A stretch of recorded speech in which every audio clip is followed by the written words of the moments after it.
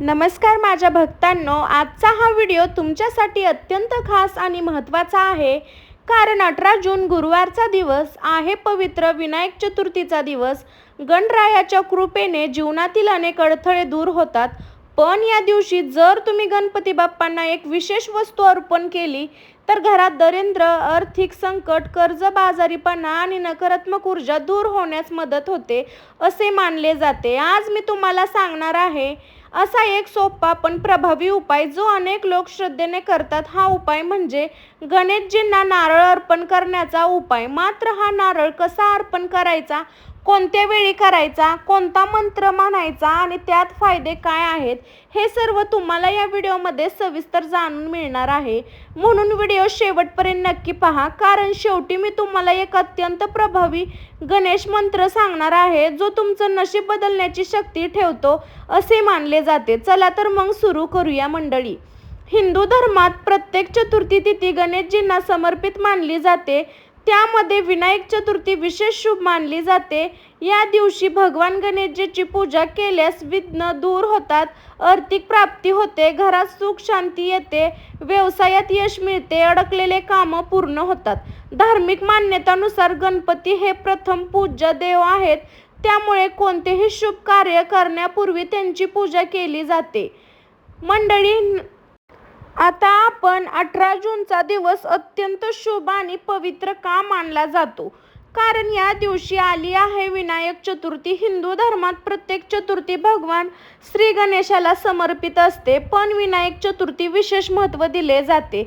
असे मानले जाते की या दिवशी गणरायाची मनापासून पूजा करणाऱ्या भक्तांच्या जीवनात अनेक अडथळे दूर होतात. ज्यांच्या कामात सतत अडचणी येतात, त्यांच्या घरात आर्थिक तंगी असते, ज्याच्या मनात नेहमी चिंता असते, अशा लोकांसाठी हा दिवस खूपच शुभ मानला जातो. भगवान गणेशला विघ्नहर्ता म्हटले जाते, म्हणजेच संकटे आणि अडथळे दूर करणारे देव. कोणतेही शुभ कार्य सुरू करण्यापूर्वी सर्वप्रथम गणपती बाप्पाचे स्मरण केले जाते. कारण जिथे गणेशजीची कृपा असते तिथे यश, सुख आणि समृद्धी आपोआप येते असे शास्त्र सांगितले आहे. मंडळी, एक गोष्ट तुम्ही लक्षात ठेवा, काही लोक खूप मेहनत करतात पण तरीही त्यांना यश मिळत नाही. पैसा येतो पण टिकत नाही. घरात वादविवाद सुरू असतात, व्यवसाय नुकसान होते. अशा वेळी ज्योतिष आणि धर्मशास्त्र सांगते की गणेश कृपा प्राप्ती करण्यासाठी विनायक चतुर्थीचा दिवस अत्यंत प्रभावी असतो. असे म्हणतात की या दिवशी भक्तिभावाने केलेली प्रार्थना थेट गणरायापर्यंत पोहोचते. मनातील इच्छा, पूर्ण स्वप्ने आणि जीवनातील अडचणी गणपती बाप्पांच्या चरणी अर्पण केल्यास त्यातून मार्ग निघून लागतो. याच कारणामुळे अनेक लोक या दिवशी उपासना करतात, गणेश मंत्राचा जप करतात, दुर्वा अर्पण करतात आणि विशेष पूजा करतात. परंतु मंडळी, आजच्या या व्हिडिओमध्ये आपण जाणून घेणार आहोत असा एक खास उपाय जो अनेक वर्षापासून श्रद्धेने केला जातो. हा उपाय आपण गणेशजींना नारळ अर्पण करण्यासाठी, पण हा नारळ साधा नारळ नसतो. तो योग्य पद्धतीने आणि योग्य मंत्रासह अर्पण केला तर त्याचे महत्त्व अधिक वाढते असे मानले जाते. आणि सर्वात महत्त्वाची गोष्ट म्हणजे या उपासनामागील धार्मिक रहस्य काय आहे हे बहुतेक लोकांना माहीतच नाही. म्हणून मंडळी, पुढील भाग अत्यंत महत्त्वाचा आहे. कारण आता आपण जाणून घेणार आहोत की गणेशजींना नारळ का अर्पण केला जातो आणि एका वस्तूमध्ये असे कोणते रहस्य दडलेले आहे त्यामुळे दरिद्र दूर होण्याची श्रद्धा आहे. त्यामुळे व्हिडिओ शेवटपर्यंत नक्की पहा, कारण पुढचा भाग तुमचं नशीब बदलणारी माहिती घेऊन येत आहे. मंडळी, आता आपण त्या प्रश्नाचे उत्तर जाणून घेणार आहोत जो अनेकांच्या मनात असतो. गणपती बाप्पांना नारळच का अर्पण केला जातो? फुले, फळे, मिठाई, दुर्वा यासारख्या अनेक वस्तू गणेशजींना प्रिय आहेत, पण नारळाला विशेष महत्त्व का दिले आहे? यामागे एक अतिशय सुंदर धार्मिक आणि आध्यात्मिक अर्थ आहे. धर्मानुसार नारळाला श्रीफळ असे म्हटले जाते, म्हणजे लक्ष्मी, आणि फळ म्हणजे शुभ फळ देणारी वस्तू. म्हणून नारळ हे समृद्धी, सौभाग्य आणि धनाचे प्रतीक मानले जाते. असे मानले जाते की जेव्हा एखादा भक्त गणपतीसमोर नारळ अर्पण करतो तेव्हा तो आपल्या अहंकाराचा त्याग करून स्वतःला देवाच्या चरणी समर्पित करतो. मंडळी, नारळाचे बाहेरचे कठीण कवच आपल्या अहंकाराचे प्रतीक आहे आणि यात असलेली शुभ्र व खोबरे हे आपल्या शुद्ध मनाचे प्रतीक मानले जाते. म्हणजे जेव्हा आपण नारळ अर्पण करतो तेव्हा आपण गणरायाला सांगत असतो की गणपती बाप्पा, माझ्या जीवनात सर्व नकारात्मक विचार, दुःख, संकट आणि अडचणी तुमच्या चरणी अर्पण करा. मला योग्य मार्ग दाखवा. अशी श्रद्धा आहे की गणराया अशा भक्तीच्या प्रार्थना ऐकतात आणि त्यांच्या जीवनात अडथळे कमी करण्यास मदत करतात.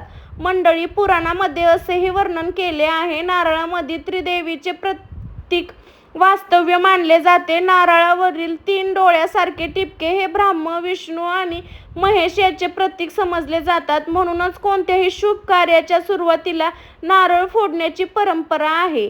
कारण नारळ फोडणे म्हणजे संकटात नाश आणि शुभ कार्याची सुरुवात असे मानले जाते. आता तुम्ही विचार कराल की विनायक चतुर्थीच्या दिवशी नारळ अर्पण केल्याने दारिद्र्य दूर होण्याची श्रद्धा का आहे? तर मंडळी, धार्मिक मान्यतानुसार जेव्हा फक्त पूर्ण श्रद्धेने गणेशजींना श्रीफळ अर्पण करतो तेव्हा त्यांच्या जीवनातील आर्थिक अडथळे, पैशाची कमतरता आणि सतत होणारे नुकसान कमी होण्यासाठी सकारात्मक ऊर्जा निर्माण होते असे मानले जाते. अर्थात फक्त उपाय करून सर्व काही बदलणार नाही. त्याचबरोबर प्रामाणिक मेहनत, चांगले कर्म आणि सकारात्मक विचारही तितकेच महत्त्वाचे आहे. पण श्रद्धा आणि योग्य भक्ती शक्ती माणसाला मानसिक बळ देते आणि योग्य निर्णय घेण्याची प्रेरणा देते. मंडळी, अनेक लोक विनायक चतुर्थीच्या दिवशी नारळ अर्पण करतात, पण त्यातील सर्वात महत्त्वाची गोष्ट त्यांना माहीतच नसते. कारण नारळ अर्पण करण्याची एक विशिष्ट पद्धत आहे. जर ती योग्य प्रकारे केली तर पूजेचे महत्त्व आणखी वाढते असे मानले जाते.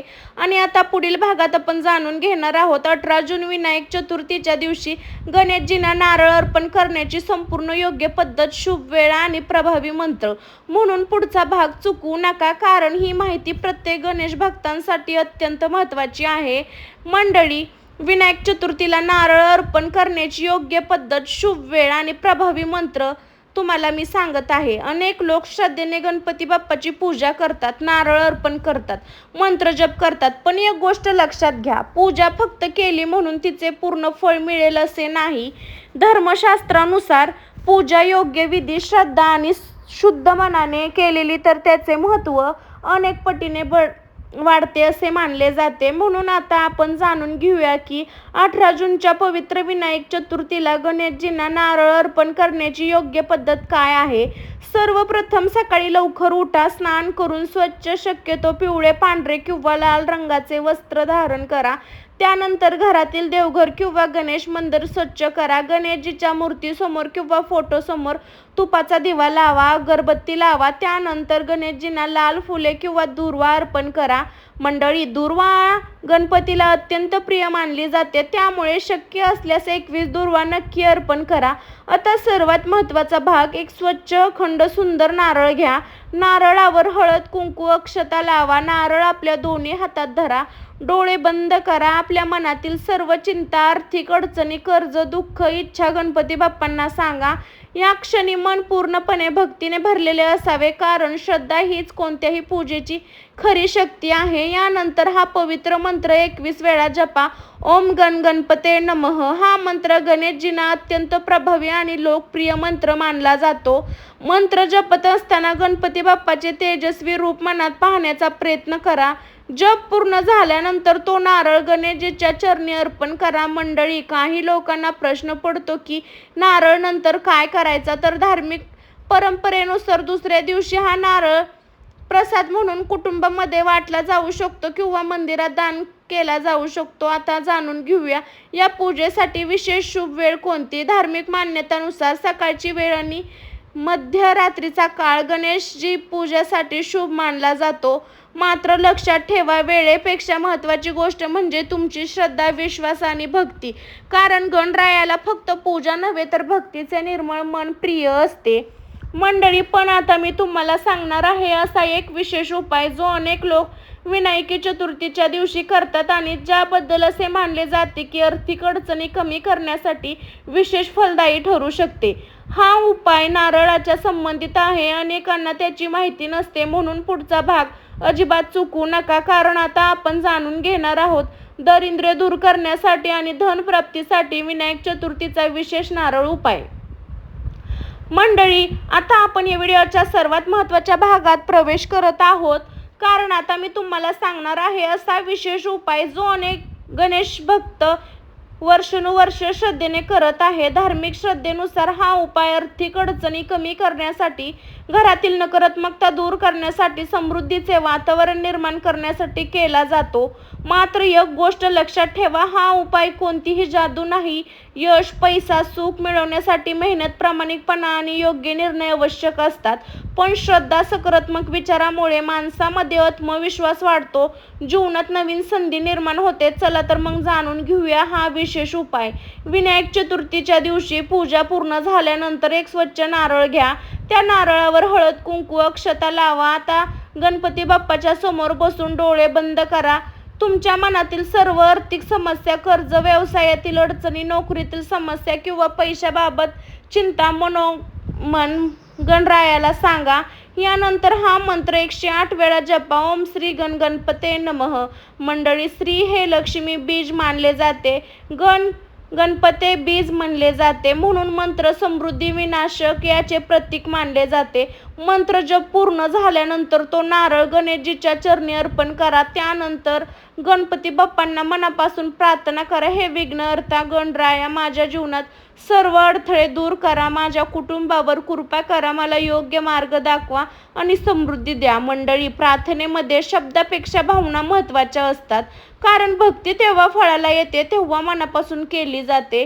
अनेक ठिकाणी अशी श्रद्धा आहे की हा उपाय केल्यानंतर घरात सकारात्मक वातावरण निर्माण होतो, मनातील भीती कमी होते, आत्मविश्वास वाढतो आणि व्यक्ती नव्या जोमाने कामाला लागते. याच सकारात्मक बदलामुळे जीवनात प्रगतीचे मार्ग खुले होऊ शकतात. आता आणखीन एक छोटासा पण प्रभावी उपाय. जर तुमच्या घरात सतत पैशाची कमतरता जाणवत असेल तर पूजेनंतर गणपती समोर ठेवलेल्या नारळाजवळ 1 रुपयाचे नाणे ठेवा. दुसऱ्या दिवशी ते नाणे आपल्या तिजोरीत किंवा पैशाच्या ठिकाणी ठेवा.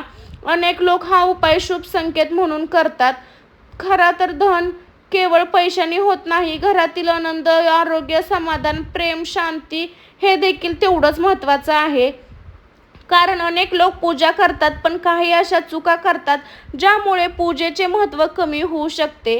विनायक चतुर्थीच्या दिवशी कोणत्या 5 गोष्टी नाही कराव्या, अजिबात टाळाव्यात? चला तर मग जाणून घेऊया. पहिली गोष्ट, गणपती बाप्पांना 21 दुर्वा अर्पण करा. मंडळी, दुर्वा गणेशजींना अत्यंत प्रिय मानली जाते. पूजेच्या वेळी 21 दुर्वा अर्पण करा. दुसरा, गणेश मंत्राचा जप करा. ओम गणपते नमः हा मंत्र किमान 108 वेळा जपण्याचा प्रयत्न करा. आजच्या धावपळीच्या जीवनात मानसिक शांतता सर्वात मोठी संपत्ती आहे. तिसरं, अन्नदान किंवा गरजूंना मदत करा. पक्ष्यांना धान्य टाका. धर्मशास्त्रात धान्याला खूप महत्त्व दिलं गेलं आहे. गणपती बाप्पांना फक्त पूजा नव्हे तर दयाळूपणा पण सेवा देखील प्रिय आहे. चौथं, गणेश आशीर्वाद शिक किंवा गणेश कथा वाचा. जर शक्य असेल तर गणपतीची कथा ऐका किंवा वाचा, यामुळे भक्ती वाढते. 5वं, संध्याकाळची आरती नक्की करा. अनेक लोक सकाळ पूजा करतात पण आरती विसरतात. सुखहर्ता, दुःखहर्ता, विघ्नहर्ता ही आरती नक्की पाठ करा. सर्वात महत्त्वाची गोष्ट मंडळी, हे सर्व गोष्टीपेक्षा महत्त्वाची एक गोष्ट ती म्हणजे मनातील श्रद्धा. कारण गणपती बाप्पा सोन्या चांदीच्या वस्तू नव्हे तर भक्तांची निर्मळ मनाने प्रसन्न होतात. विनायक चतुर्थीच्या दिवशी कोणत्या चुका अजिबात करू नये. गणेशजींना प्रसन्न ठेवण्यासाठी कोणत्या चुका टाळाव्या? तर मंडळी, विनायक चतुर्थीला विशेष म्हणजे धार्मिक मान्यतेनुसार ह्या चुका टाळल्या तर नारळ अर्पण करण्यासाठी योग्य पद्धत आणि शुभ वेळ जाणून घेऊया. मंडळी, गणपती बाप्पा नेहमी स्वच्छ आणि अखंड नारळ अर्पण करावा. तुटलेला, खराब झालेला किंवा सडलेला नारळ वापरणे टाळा, कारण पूजा करताना शुद्धता आणि आदराचा महत्त्व असतो. विनायक चतुर्थीच्या दिवशी शांतता, भक्तीचा दिवस आहे, कारण या दिवशी शांत भांडण करू नका. तिसरी चूक, काही लोक फक्त पूजा करतात भक्ती म्हणून, पण ती पूजा तशी नाही. मनोभावनेने पूजा करा 10 मिनिटं. चौथी चूक, धर्म सांगतो की देवाबरोबर मानसिक सेवा पण आवश्यक आहे. 5वी चूक, सर्वात मोठी चूक म्हणजे मनाला शंका ठेवणे. जर पूजा केली तर ती पूर्ण विश्वासाने करा. विनायक चतुर्थीचा विषय अंतिम उपाय. मंडळी, आता मी तुम्हाला अतिशय सोपा आणि सुंदर उपाय सांगणार आहे. 18 जूनच्या रात्री गणेशजीच्या समोर एक तुपाचा दिवा लावा. त्यानंतर दोन्ही हात जोडून 11 वेळा हा मंत्र म्हणा.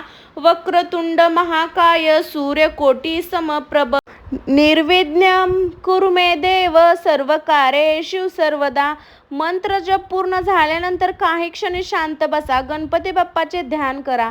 मनातील सर्व चिंता त्यांच्या चरणी अर्पण करा. तर मंडळी, जीवनात पैसा, यश, संपत्ती महत्त्वाची आहे, पण त्याहून महत्त्वाची आहे सुख, समाधान, आरोग्य आणि गणपती बाप्पाची खरी कृपा. म्हणजेच विनायक चतुर्थीला श्रद्धेने गणरायाची पूजा करा, गणेशजींना नारळ अर्पण करा आणि गरजूंना मदत करा. मला विश्वास आहे की गणपती बाप्पाची कृपा तुमच्यावर आणि तुमच्या कुटुंबावर नक्की राहील. कमेंटमध्ये गणपती बाप्पा मोरया, माझ्या घरात कृपा असो असं नक्की लिहा मंडळी. व्हिडिओ आवडला असेल तर लाईक करा, आपल्या मित्रपरिवारासोबत शेअर करा आणि अशाच धार्मिक व प्रेरणादायी व्हिडिओसाठी चॅनलला सबस्क्राईब करायला विसरू नका. गणपती बाप्पा मोरया, मंगलमूर्ती मोरया. जर मंडळी माझा व्हिडिओ तुम्हाला आवडला असेल तर आपल्या स्वामी भक्ती शक्ती या चॅनलला सबस्क्राईब करा. मी काजल तुम्हाला असेच नवनवीन भक्तिमय व्हिडिओ दाखवत जाईन. तर मंडळी, स्वस्त खा, मस्त राहा. बाय बाय सर्वांना.